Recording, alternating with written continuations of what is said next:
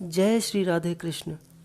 प्रिय मित्रों, आज हम एक और बिल्कुल सत्य घटना का श्रवण करेंगे जिसमें हम देखेंगे कि किस तरह से एक भक्त ने गौ सेवा के प्रताप से नया जीवन दान प्राप्त किया। इस धरती पर गौ माता की महिमा अनंत है। गौ को देवी का दर्जा दिया गया है।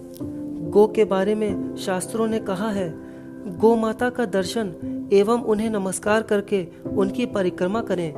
ऐसा करने से सातों द्वीपों के सहित भूमंडल की प्रदक्षिणा हो जाती है। गौएं समस्त प्राणियों की माताएं एवं सारे सुख देने वाली हैं। वृद्धि की आकांक्षा रखने वाले मनुष्य को नित्य गौओं की प्रदक्षिणा करनी चाहिए। तो चलिए अब हम गौ सेवा के चमत्कार से जुड़ी उस सत्य घटना को सुनते हैं। बात जनवरी 1940 की है। तब मेरी आयु लगभग 5-6 वर्ष की रही होगी। पिताजी उत्तर प्रदेश में पुलिस विभाग से सेवानिवृत्त हो गए थे। अंग्रेजी शासन था। पूरी बातें तो याद नहीं, किंतु माताजी बताया करती थीं कि पिताजी सेवानिवृत्ति से पहले कई वर्षों से बीमार थे। डॉक्टरों ने सारे दांत उखाड़ दिए थे। दांतों की वजह से पेट खराब रहता था। पेट का ही रोग था या अन्य कुछ पता नहीं चल पाया था। कभी डॉक्टर कहते थे कि अंतड़ियों में तपेदिक हो गई है, कभी कुछ रोग बताते थे तो कभी कुछ। सेवानिवृत्ति से पहले पिताजी पर्याप्त समय तक मुरादाबाद के सरकारी अस्पताल में रहे और कई डॉक्टरों के बोर्ड ने मिलकर यह घोषित कर दिया कि अब ये सरकारी नौकरी करने के योग्य नहीं रह गए हैं। उस निर्णय के आधार पर पिताजी अपने ग्राम बुलंदशहर आ गए थे। मुझे इतना स्मरण है कि जिस समय पिताजी घर पर आए थे उनकी दशा बहुत ही खराब थी। बिल्कुल अस्थि पंजर रह गए थे, जमीन पर पड़े रहते थे। माताजी बताती थीं कि मुरादाबाद के डॉक्टरों ने जवाब दे दिया था कि अब ये कुछ समय ही रह सकेंगे। पिताजी की ऐसी दशा देखकर गांव के लोग आते और यह कहते कि मुंह में गंगा जल डालते रहो। सभी चिंतित थे। अचानक एक घटना घटी। हमारे पूर्वजों में पुरोहित का कार्य होता चला आया था।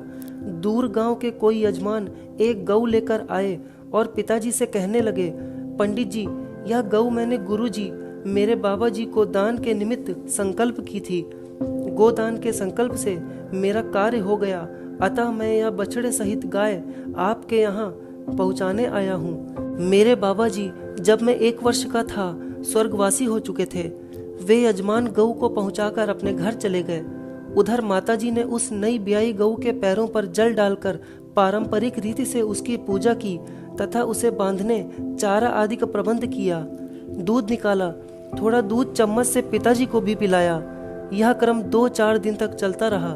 फिर तो पिताजी को, जिन्हें न रात को नींद आती थी न दिन को, रात दिन तड़पते रहते थे, दूध के प्रभाव से थोड़ी थोड़ी नींद आने लगी। यह देखकर मुझे तो कुछ समझ में नहीं आया, किंतु माताजी तथा अन्य लोग इसे गो दुग्ध का चमत्कार ही बतलाते थे। फिर तो रात दिन पिताजी गऊ का दूध, कुछ छाछ, दही आदि मांग मांग कर पिया करते थे। धीरे धीरे वे वैसे ही ठीक होते चले गए जैसे कि सूखी मृतप्राय बेल को पानी सींच दिया गया हो और उसमें जीवन आ गया हो। मुझे याद है पिताजी स्वस्थ से होते चले गए। उठने बैठने, चलने फिरने लगे। गऊ के लिए खेत से घास काटकर, चारा काट कर लाते, मुझे भी साथ ले जाते। वे घास काटते और मैं उसे इकट्ठी करता जाता।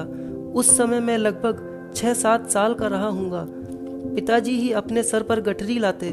फिर उन्होंने पास के एक गांव में स्कूल खोल दिया और फिर तो गाय की सेवा करना और बच्चों को शिक्षित करना, यही उनके जीवन का ध्येय बन गया।